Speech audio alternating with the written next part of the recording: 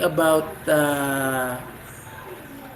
demography and global migration, di ba? Because when we're talking about demography, di ba, we're talking about the changes of the movement or changes of human population of the world in relation to birth, no, fertility and death, no? O, di ba? O mortality, di ba? Kasi nga ang pagdami, no? Ang pagdami ng tao sa pagsusuri in the early analysis is about how many, no?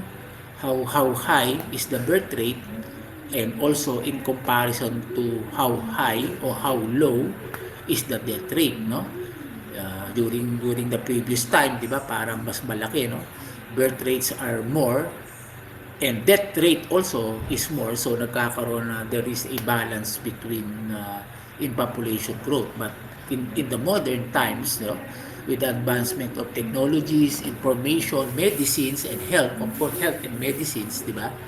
Medyo people, no, and also with the changes of culture, no, exchanges of cultures and belief, di ba?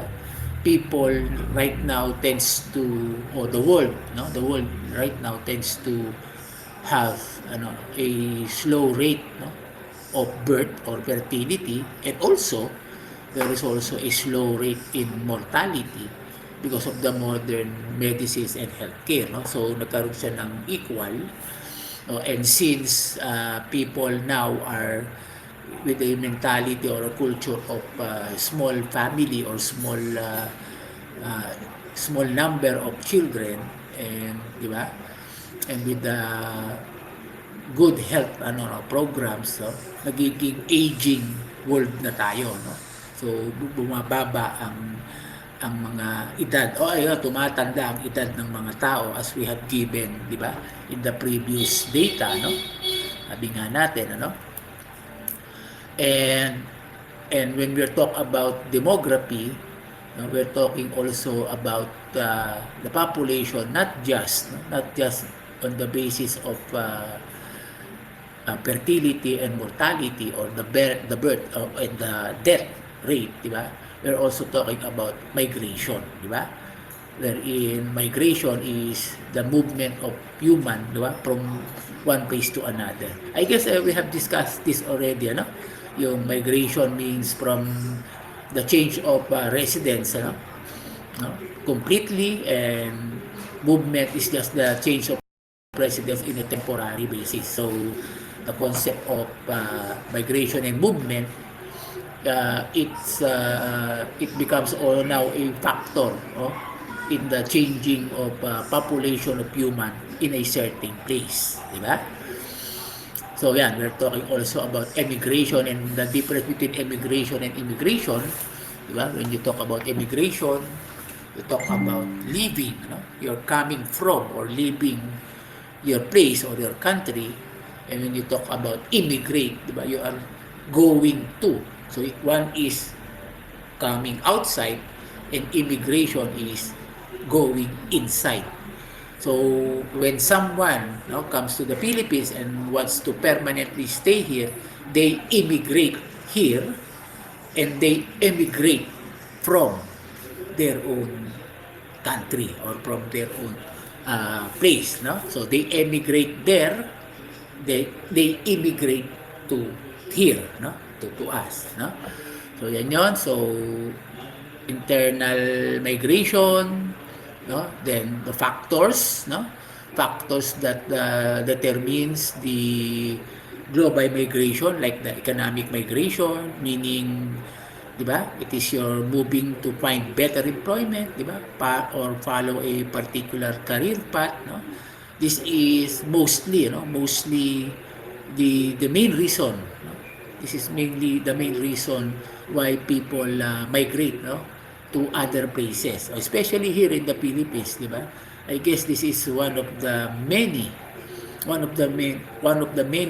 maybe the main reason why many Filipinos, di ba, migrate, no, to other places, is for a greener pasture, di ba? We want to look for a better job, di ba? Better job means better compensation, and better good compensation means a big help, di ba?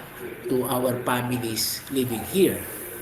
Di ba? So, yun naman yung isa. And I think, siguro, I would not be surprised if many of you, no? My students are thinking of that, no? Once you graduated from the radio technology course and after passing the board, no? Kung may board kayo, no? Board exam, many of you might be thinking of what? Just look for a job here for a year or two just to get an experience, then after which naka-proceed, no? Naka-project tayo na we will be working outside of the country or looking for a better job in other countries. Because of that is the economic reason, no? Another reason is social migration, where maybe most of our families are already there. We want to follow them, we want to stay with them, and we want to be with them. No? So that's the social reason for migration. Third is political migration. If you are being persecuted here, di ba? Yung mga, kaya many of our countrymen are seeking political asylum, di ba? In other countries to escape or to be protected from political persecution, or if there is a war, no? Yan, halimbawa, for example, in Gaza or in Ukraine, di ba? Many citizens from Gaza are already migrating to other places in the Arab states because of the ongoing war, no? And many leaders also from the Palestinian movement there maybe are migrating or moving out of the Gaza Strip because of political persecution, no? Another is environmental, no? Environmental cause of migration, no? Ito naman yung mga places na nasira na o nawasak na or was destroyed or cannot or unlivable na, no? Unlivable places already. So they need to move out, no? From that places, no? Maybe that's a very one of the main reason of internal migration, di ba? You cannot already live in this place because it already submerged with water or already below the sea level, so you cannot live anymore here, so people will migrate into higher ground or more so move to other places, no? Usually your place are flooded or big or earthquake or vulnerable to other natural disasters. Okay, so yeah, the push and pull factor. So what, when you talk about push, these are the reasons why you leave, no? You leave a place, or you leave your place of origin, or you leave your location for now, no? These are the things that pushes you to leave, no? When you talk about push factor, these are the one who pushes you to leave the place, no? Yan, lack of services, no? Meaning wala masyado akong makukuha dito, no? Lack of safety, maybe that place is very dangerous already for all of us, so we need to leave because of high crimes. Yan, if you are a farmer, yan, o yan, that's part of the environment reason of migration, because you cannot plant anything here because of crop failure, drought, flooding, and goes with poverty or war, that pushes you to go out, no? From that place. And the pull factor naman, ito naman yung the reasons why, no? Why you are attracted to, no? Why you are attracted to, no? Attracted to transfer, no? To that place naman, no? Yan, because you are attracted to live, no? For example, in Singapore or in Malaysia, because of higher employment opportunities, and with higher employment or higher wage opportunities on that place, you can gain more wealth. There are better services than here, a good place to live because of good climate, much safer for my family, mas stable politically, or you can plant more foods in there, and also lower risk from natural hazard. So these are the reasons why you are attracted to, no? Attracted to live or to migrate on that particular place. Okay, class. So yan, yun yung mga reasons for migration and the reasons why you are being forced to live and the reasons why you are attracted to, di ba? To migrate on that particular place. So usually, the push factors are the negative one and the pull factors are the positive one. Di ba? The negative one because you do not want already here. So you are pushed to live. You are forced to live. While you are attracted to live on a particular place because there are positive conditions. You are attracted to that place. Okay? Now let's come to let's come to the concept of OFW. Diba? So ito, many of you might be familiar with this because I guess there are many of us here, mainly myself, no? My brother is an OFW, but of course, hindi na siya OFW now because he's been in Australia for the past 15 or so years, no? Naging permanent resident na siya doon, nag-migrate na siya doon, no? Citizen na siya doon. So, but it all started with, and I guess many of us started on this situation, and maybe many of you, no, has relatives or even parents, di ba, working abroad, what we call the OFWs or the Overseas Filipino Workers, no? Dati OCW ang tawag natin diyan in the early 80s, Overseas Contract Workers. Now we deem it called properly as the Overseas Filipino Workers. So when you talk about OFWs or the Overseas Filipino Workers, these are our countrymen, our Filipinos working abroad temporarily or permanently. Minsan kasi, di ba, marami tayong kamag-anak na nagsimula, no? Started with a temporary work, then they were given the opportunity or the chance to settle there already, and since working there in a long period of time, and later on they become permanent residents, and some becomes a citizen, no? A citizen of that country already. No? So that's what we call the overseas Filipino workers. So today we can describe them as two, no? The Filipino workers or the contract workers and the migrants. Meaning the migrant or migrant workers naman, ng mga kababayan natin, is more on sila na, or they are the permanently, no, working already on that particular country. So we can categorize our overseas Filipino workers as those contract workers with a temporary contract of work, and those migrant workers who are already permanently living, di ba, on that place. Okay? So, we have some major sectors that our countrymen are working in the other countries. They are mostly are in the domestic work, no? Yeah, in most of our country people, no? Countrymen and women are working or doing domestic works, no? In other countries like in Hong Kong, Singapore, and also in the Middle East. And many are also in the construction, no?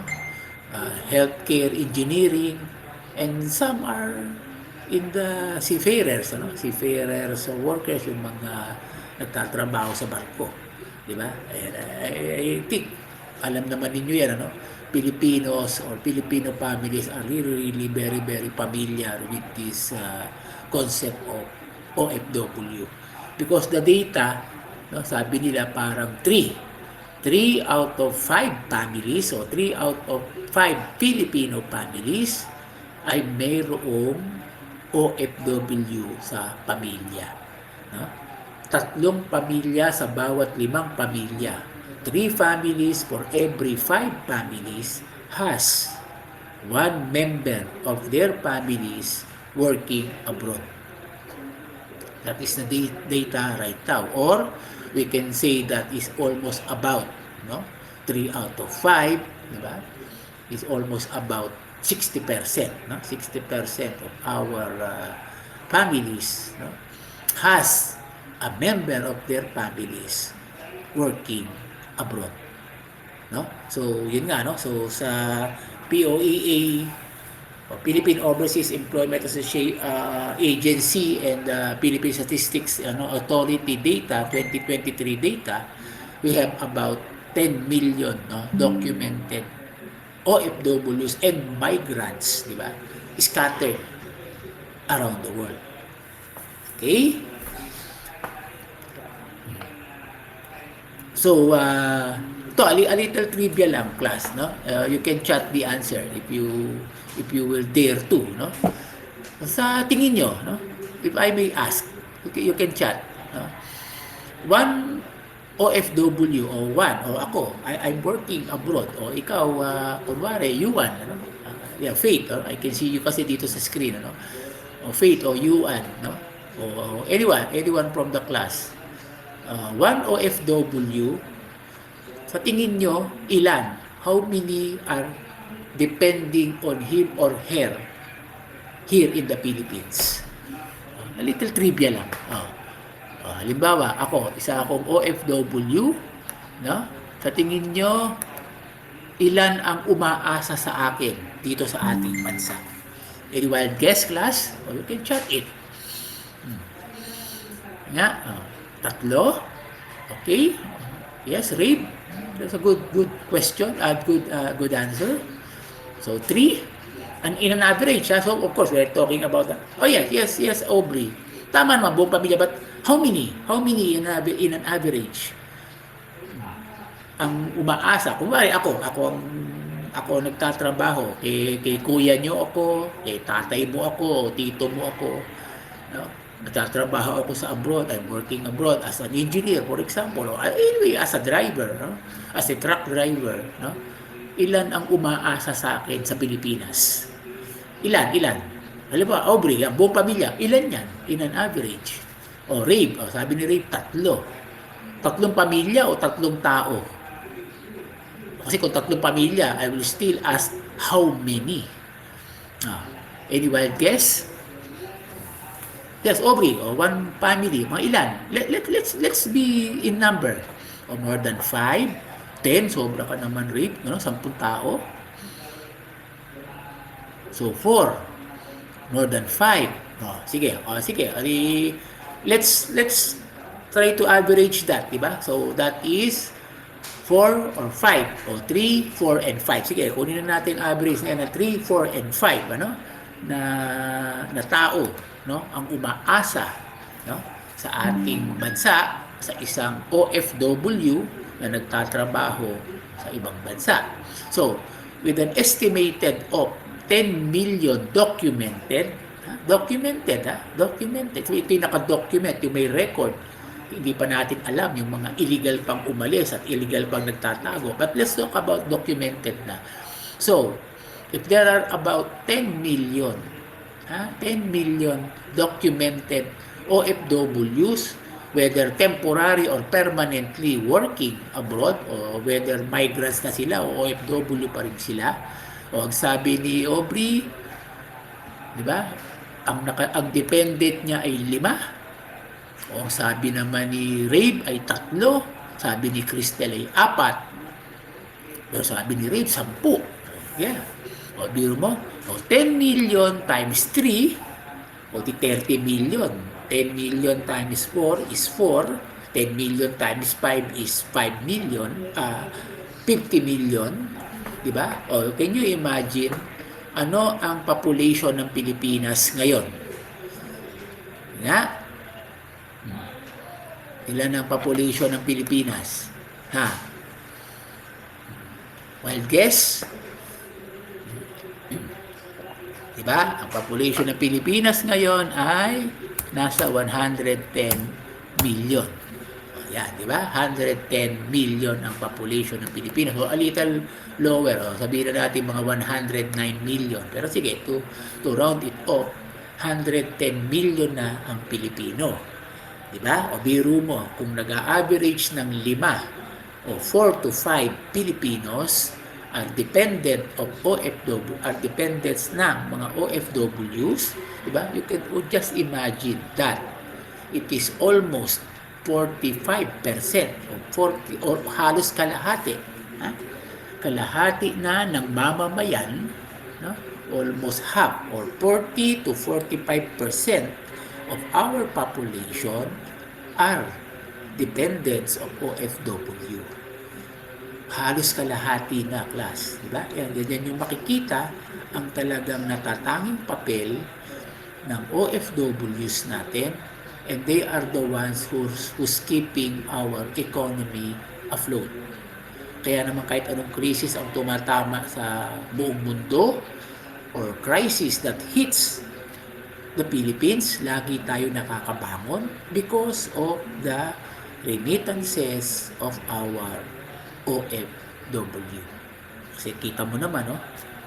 Kung 4 ang umaasa sa isang OFW at 10 million ang OFW, you can only imagine na 40 million Filipinos are dependent of OFW in a population of 110 million, di ba?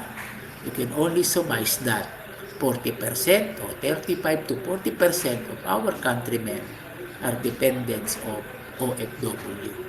Ganun na po kalaki. Okay? So, yun lang naman ang trivia. I'm giving you that data because we want, or every one of us wants to recognize, di ba, the importance of the contribution of our fellow countrymen and women, no, that is giving to our nation, di ba? Yun na kaya ang tawag nila the modern heroes o mga bagong bayani ay ang OFW na nga. Okay? So, next. Next. So, so, challenges, yung mga OFW scenarios natin. So, why?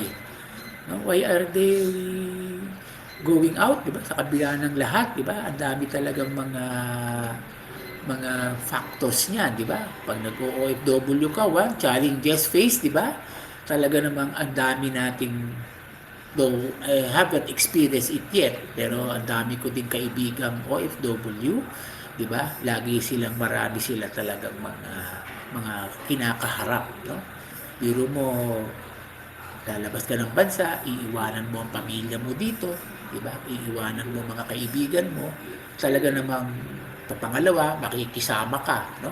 Sa mga bagong tao doon. Talaga namang ang hirap talagang kakaharapin mo ang bagay na yan. At I guess I do not need to give some samples of that because maybe most of you already have heard different stories about the challenges being faced by our countrymen and women. OFW scenarios also tends to face different coping mechanisms. They develop strategies to deal with stress and isolations. Kaya in the early days, di ba, maraming istorya din. There are so many stories about, di ba, some of our countrymen and women are hooked to drugs, di ba, to drinks, di ba, dahil yun nga, kailangan nila makapag-cope, di ba, sa loneliness na itinutulak ng pagiging OFW. And some, maraming kwento din about mga broken families din ang nangyayari. Diba? And third, diba, kaya naman nagtutulak sila sa ganyan because many OFWs improve their family living standard. Kaya naman iba, nagtitiis kasi alam nila, diba, pagpapatuloy nilang magtrabaho sa ibang bansa, which they cannot get, diba, proper compensation here, diba, ay nakakatulong naman sila, diba, sa pag-unlad ng kanilang families here. Tingin ko yun naman ang main reason talaga kaya kahit tinitiis nila yung mga kalumputan na yun o yung mga challenges na kinakaharap nila, di ba? When you are an OFW. Eh siguro ganun din naman kayo, di ba? If many of you are thinking of becoming OFW someday because of greener pasture or better opportunities, ito yung mga bagay na tingin ko we need to be prepared for. Okay, class? Yan yung mga dapat nyo paghandaan. Okay, so as I have discussed already, di ba? The role of OFW in the economic development. So number one nga is remittances or support to millions of families. We have computed that already kanina, di ba? Sabi ko nga if we have about 10 million documented OFWs, and each and every one of them are supporting at least an average of 4, diba? For people here in the Philippines, you can only imagine that 40 million Filipinos are relying or depending their livelihood to that OFW. So, in the latest statistics data, in 2023, GNP, Gross National Product, diba? OFW remittances reach up to 239 billion pesos.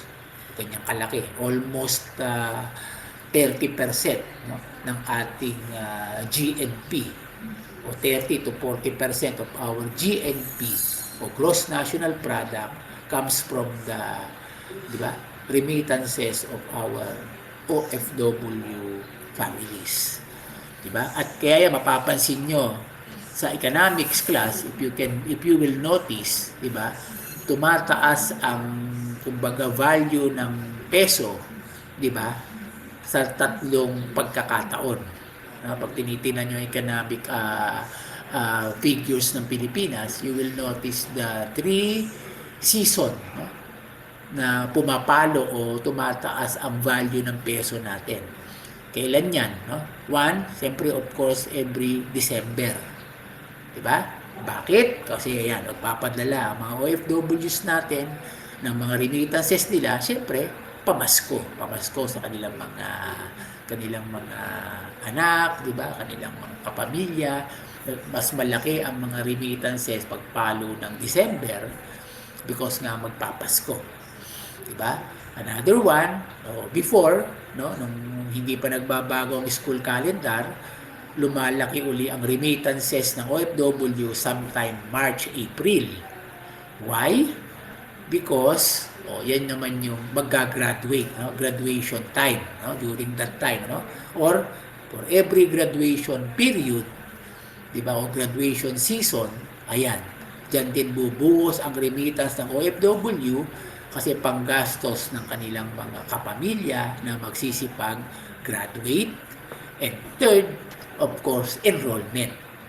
Diyan dumadagsa uli ang remittances ng OFW because of the need to pay tuition fee sa mga eskwelahan. Not to mention, of course, class, the regular monthly remittance pa din as the regular monthly support to their own families. So, merong regular monthly, but what I'm trying to say is there are 3 nodes or focal points where there are more remittances than usual, diba, happening here in the country during the Christmas season, graduation, and enrollment. Okay, so yan ang rule nila. So really OFW remittances boost the Philippine economy. Okay? And the third one, of course, siyempre, dahil mga OFW natin, mas train, no? Mas train, mas advance, no? Ang training and knowledge about their skills which they have learned, no? In working abroad, they brings here back, di ba?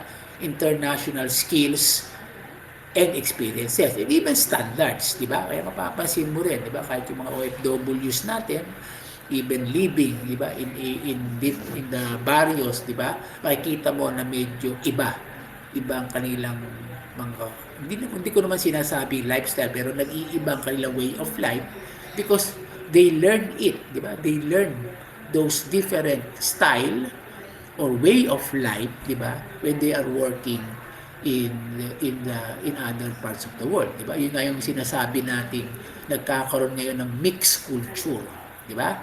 Sa sinasabi one of the effect of globalization and one aspect of globalization is migration.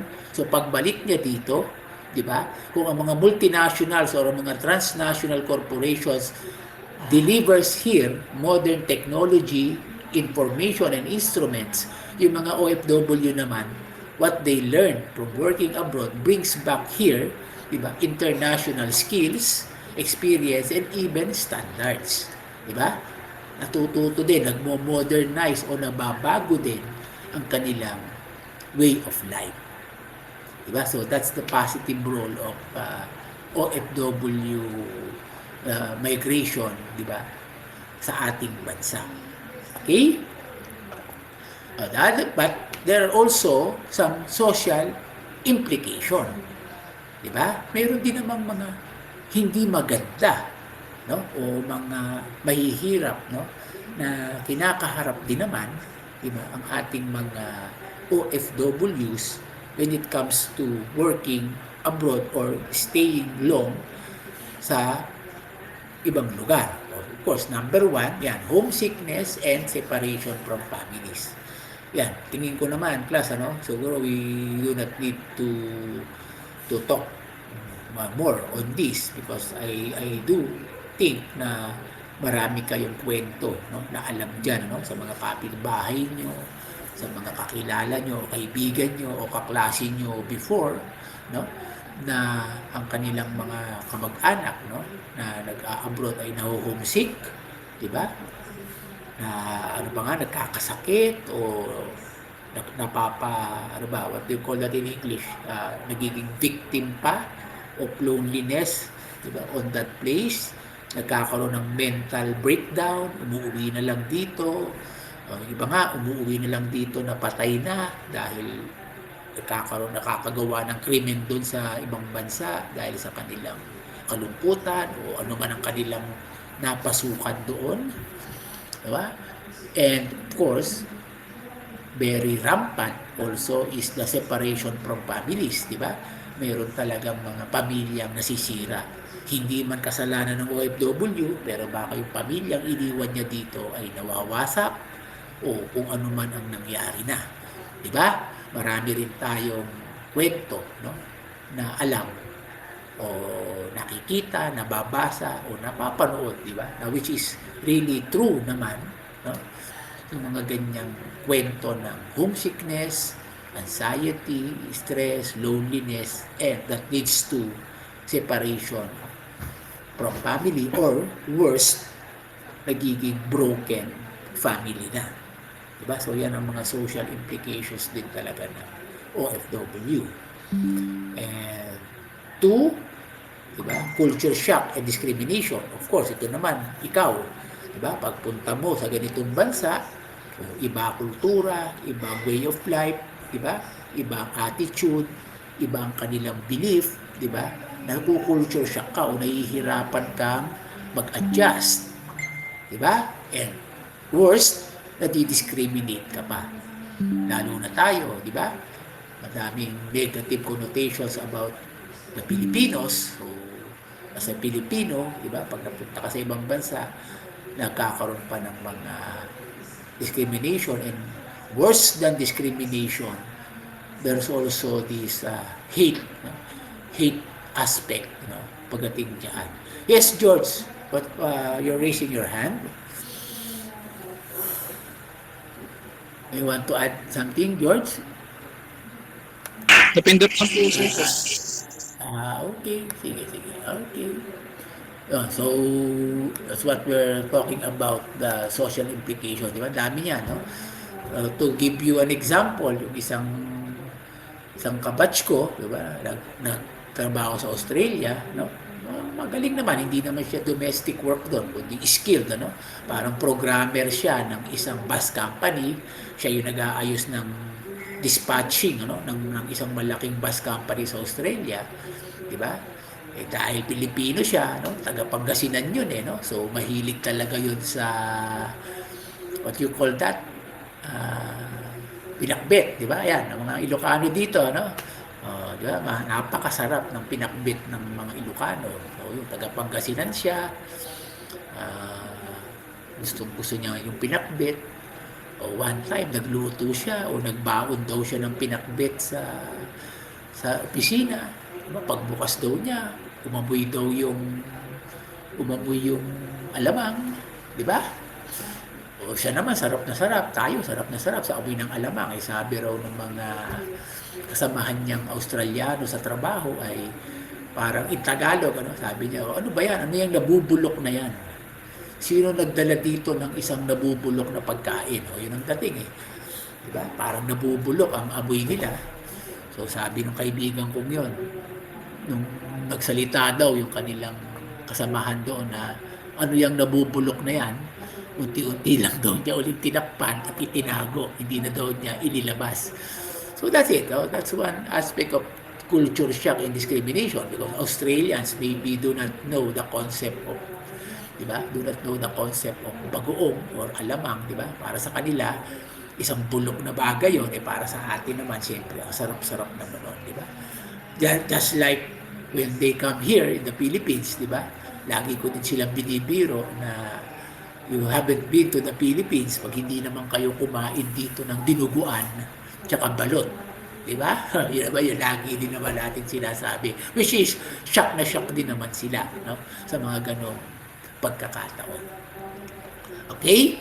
So, yeah. So, that's one social implication of OFWs, di ba? O challenges na kinakaharap nila. And third, of course, is the unstable job contracts and labor exploitation.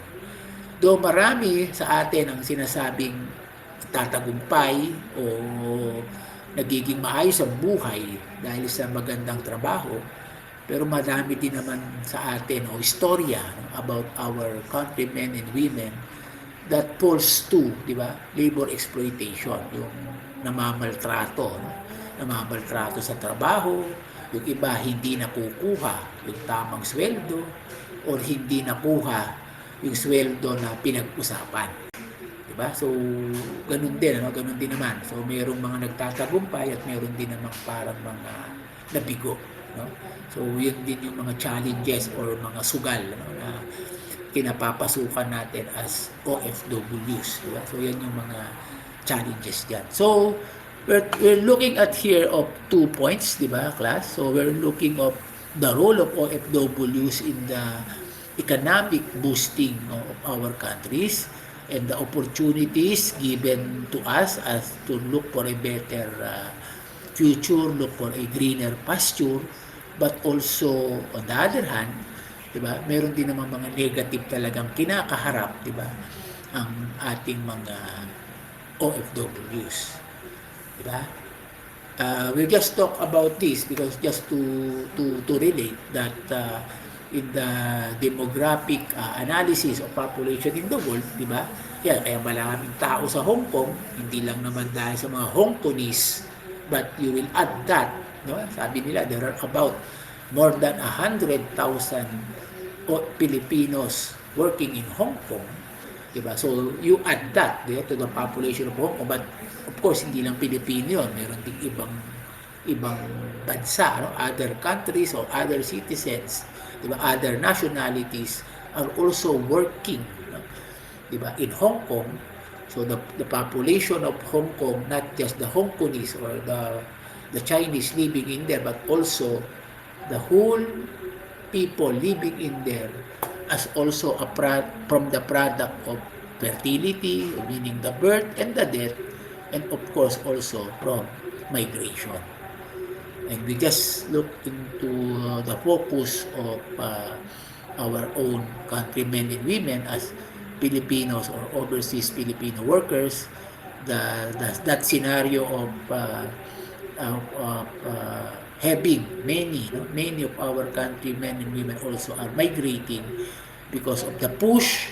Mainly it is the push factor, no, and of course the pull factor also of luring them to live outside of the world. So ito ang positive, no, nagkakaroon sila ng malaking ambag sa kabuhayan ng ating bansa. Nakakatulong sila to about 40 million population natin, dahil kanina nga sabi natin na ang isang OFW ay nag-aalaga ng 3 to 5. So nag-aalaga sila ng 30 to 50 million Filipinos, di ba? Na almost 40% of our population. Kaya naman tingnan nyo, ang laki-laki talaga ng itinataas ng ating economy, but ito din naman ang kanilang mga challenges, no? So just like you to look into it, di ba? Sa tingin niyo ba, is this a sound policy? Di ba? At marami sa atin ngayon ang ganyan, di ba? Na talagang, lalo na sa nursing, ang dami ko din naging estudyante na nursing, na pagka tinatanong-tanong ko sila, yan, sa mga NSTP classes ko sa kanila, tinatanong ko din na pagka-graduate nyo, anong iniisip nyo. Of course, most of them are answering that mag-a-abroad sila. And when you ask them why, of course, the very first reason is maganda po ang sweldo sa ganitong bansa, maganda po ang sweldo sa ganitong lugar. So they're studying nursing here for them to be given that golden opportunity to work, di ba, outside of our country for greener pasture. I guess, di ba, one of our classmates here, no? So Carmelinda is here. I think it's the other way around for Carmelinda. She is studying radio technology here in the Philippines, no? As our classmate here in WCC. And I do hope that upon her graduation and learning our culture and our technology with regards to radio technology, she will bring it back. She will bring it back to her home country, and for her to help in the development of their country. That's the difference, di ba? Carmelinda is studying here. She will learn from us, and she will take it back.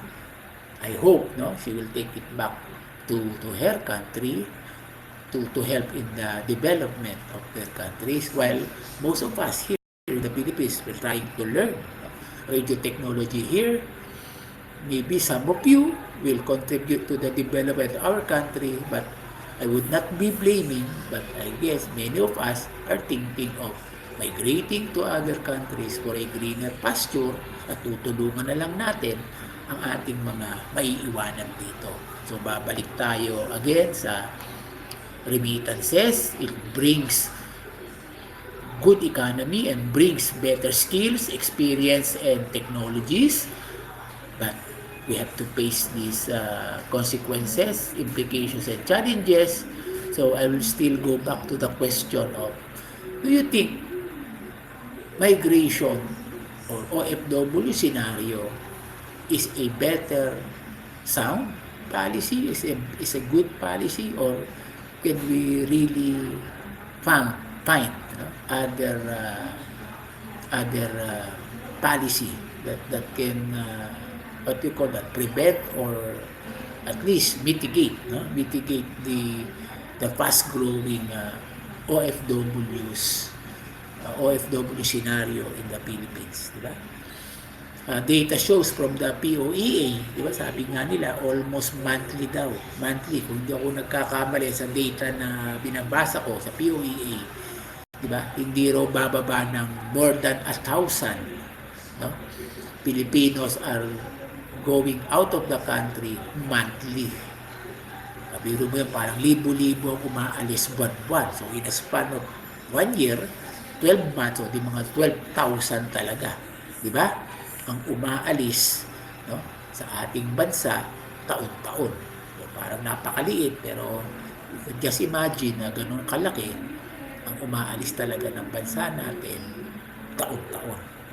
Libo-libong mamamayan natin ang umaalis, and you can only surmise, di ba, maybe, di ba, those push factors, malamang hindi naman war, but I guess poverty, lack of services, di ba, yan ang mga dahilan, and the pull factor of better opportunities, gaining more wealth, are the one, di ba, they are attracted to, di ba, to migrate to other places.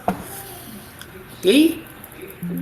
So, that's all. No? That's all about the the concept of demography and migration, because in the Malthusian theory of population study, di ba? Malthus failed to see, di ba, the modernization of the world, and he fails to see, diba, the migration aspect of population growth of a certain place, diba? Nag-formula lang si Malthus noon ng formula ng geometric daw ang birth, but arithmetic daw ang production ng food, diba? Sabi niya, so sa ganung formula niya, hindi makakahabol ang food production sa bilis, no, at sa ever fast growing population, which food production cannot go hand in hand with it. So sabi niya, sa ganung equation balance, there will be a food shortage. But Malthus fails to realize, maybe in the 17th and 18th century, hindi pa nila nakikita yung ganung bagay, diba? They fail to see that modern technology now, diba, can produce the needs of the people. As my previous data has given you in our discussion, diba? Even Coca-Cola and Pepsi-Cola now can produce almost 2 billion liters of Coke per day, which is enough, diba? Enough to give, diba, soft drinks to each and every population, diba, of 1 liter of Coke per person, diba, in 1 week, diba? Kaya niya nang painumin ng Coke ang tao. And also the data of the world production, no, ng mundo ay napakalaki na, kayang-kaya pakainin ang 8.2 billion na tao. Yun ang hindi na pursi ni Malthus. And also the factor of global migration, no? Yung punta at labas ng mga tao ay may kinalalaman din sa growing or slowing, no, of the population of that particular place. And we just look into one of the aspect of migration in the Philippine setting is the aspect of OFW, the challenges being faced, the positive, the challenges they are facing, and I will leave the question to the class.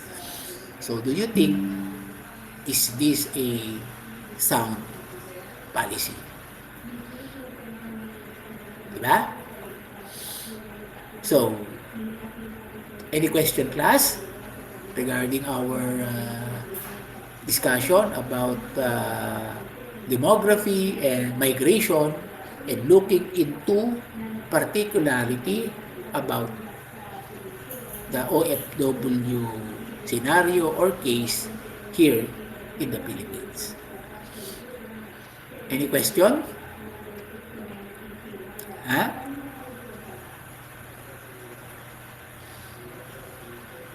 Wala na po? Okay. O sige. So para maano rin tayo. So tomorrow sa face-to-face class natin, before we start we only have 2 topics to go, no? So we still have 1 or 2 or 3, 2 weeks to go, two more weeks, no? Or 1, 2, 3 or 4 sessions pa tayo hanggang December 2, no? Nakahabol naman tayo sa ating topic. So we still have 2 topics, no, to discuss. One is sustainable development, no? And the other is ano ba yan? Yung tingnan ko lang, ano? So tingnan ko lang yung last 2 topics pa natin, ano? So we'll still be discussing about sustainable development and parang global citizen 3, no? So yun na lang. So last 2, so makakahabol naman tayo class. So abot na abot tayo.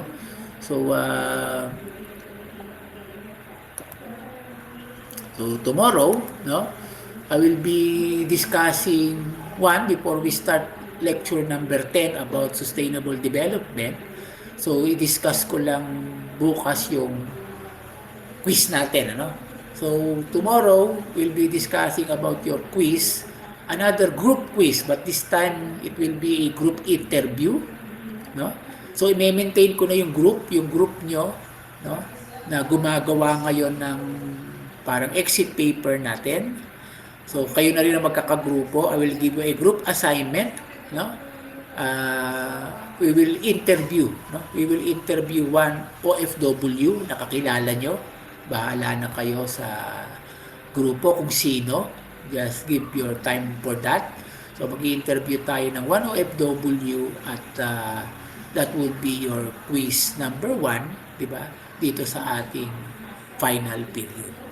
Okay, so we will discuss the quiz tomorrow. Then after that, simulan natin yung discussion about sustainable development. Okay? Para relax na tayo kasi last 2 na tayo, so matatapos natin yung sustainable development hanggang next week.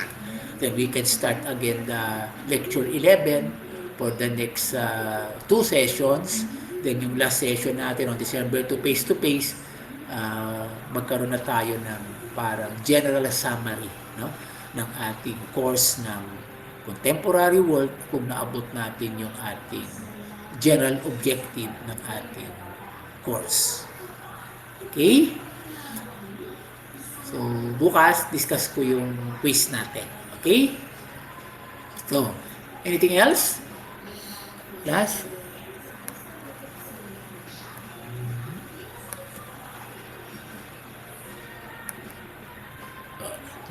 Wait lang.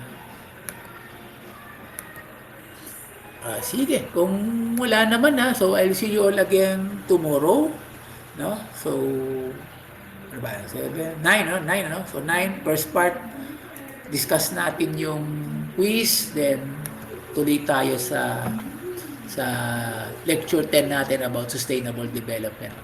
Okay, so with that, thank you very much, class, and I'll see you all again tomorrow, no? Face to face, no? Sana may pasok, no? Ingat kayo sa mga traffic at mga rally ng mga INC, okay?